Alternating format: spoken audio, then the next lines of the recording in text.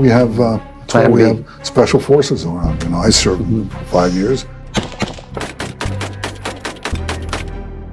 একটি প্রশ্ন, কিন্তু সেই প্রশ্নের উত্তরে উঠে এলো সামরিক শক্তির ইঙ্গিত। ইসরায়েলের প্রধানমন্ত্রী বেনিয়ামিন নেতানিয়াহুকে জিজ্ঞাসা করা হয়েছিল, যদি তার বিমান জরুরি পরিস্থিতিতে এমন কোনো দেশে অবতরণ করতে বাধ্য হয় যে দেশ আন্তর্জাতিক অপরাধ আদালত বা আইসিসির জারি করা গ্রেফতারি পরোয়ানা কার্যকর করতে বাধ্য, তাহলে কি হবে? God forbid you had a medical emergency and you need to land.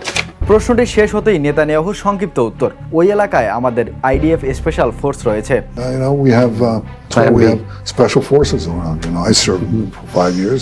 মাত্র কয়েকটি শব্দ, কিন্তু সেই মন্তব্যে মুহূর্তে আন্তর্জাতিক অঙ্গনে নতুন বিতর্কের জন্ম দিয়েছে। অনেক বিশ্লেষকদের মতে এই মন্তব্য শুধু একটি ব্যক্তিগত জবাব নয়, বরং এটি ইসরায়েলের নিরাপত্তা নীতি ও রাষ্ট্রের অবস্থানের প্রতিফলন। অন্যদিকে সমালোচকদের মতে এমন মন্তব্য আন্তর্জাতিক আইনের প্রতি সম্মান নিয়ে নতুন প্রশ্ন তুলতে পারে। আইসিসি গাজা যুদ্ধ সংক্রান্ত অভিযোগে ইসরায়েলের প্রধানমন্ত্রী বেনিয়ামিন নেতানিয়াহুর বিরুদ্ধে গ্রেফতারি পরোয়ানা জারি করেছে। ইসরায়েল এই অভিযোগ প্রত্যাখ্যান করেছে এবং আদালতের এখতিয়ারও স্বীকার করে না। আন্তর্জাতিক অপরাধ আদালতের সদস্য রাষ্ট্রগুলো সাধারণভাবে আদালতের পরোয়ানা বাস্তবায়নের আইনি বাধ্যবাধকতার আওতায় থাকে, তবে বাস্তবে কোনো রাষ্ট্র গ্রেফতার করবে কিনা তা প্রায় আইনি, কূটনৈতিক ও রাজনৈতিক বিবেচনার উপর নির্ভর করে।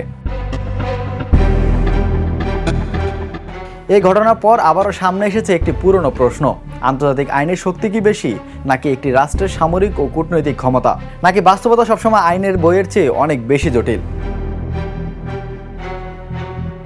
নেতানিয়াহুর কয়েক সেকেন্ডের সেই উত্তর এখন শুধু একটি সংবাদ নয়, বরং আন্তর্জাতিক সম্পর্ক, যুদ্ধ, কূটনৈতিক ও আন্তর্জাতিক বিচার ব্যবস্থা নিয়ে বিতর্কের কেন্দ্রবিন্দু হয়ে উঠেছে। Imran Hossain, the news.